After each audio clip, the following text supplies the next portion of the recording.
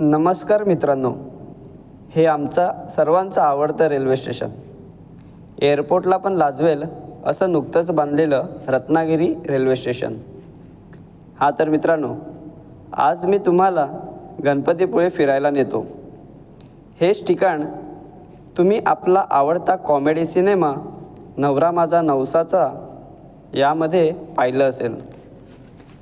पण आज मी तुम्हाला फक्त ठिकाणच नाही तर गणपतीपुळ्यापर्यंत जाताना लागणारा लांबच लांब असणारा समुद्रकिनारा दाखवतो.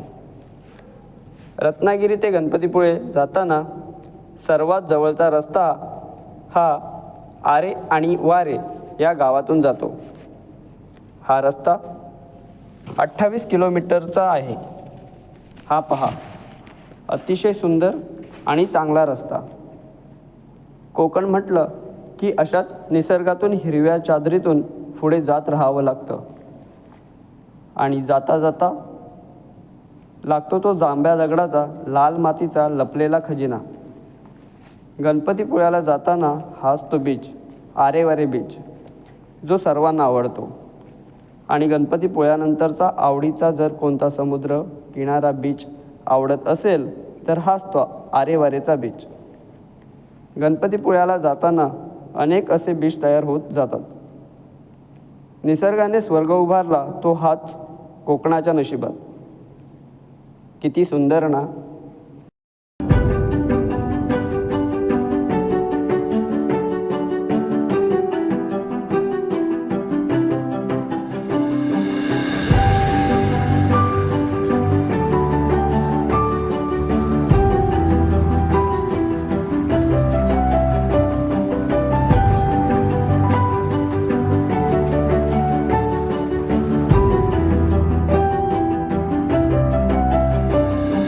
रस्त्यालाच लागून असणारा लांबच लांब न संपणारा समुद्रकिनारा.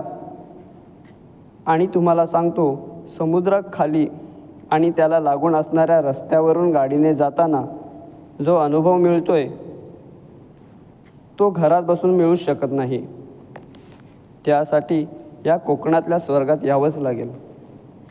अक्षरशः काश्मीर फिका पडेल या निसर्गापुढे.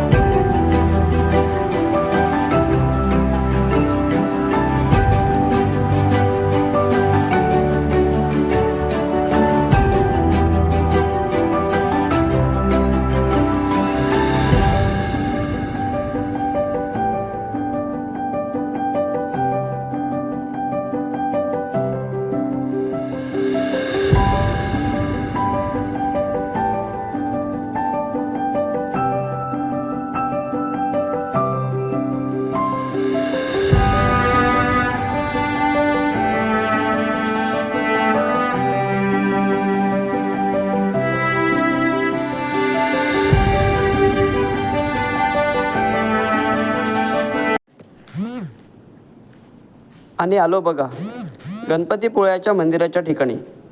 गणपती बाप्पाचं दर्शन घेण्यासाठी देशभरातून लोक येत असतात.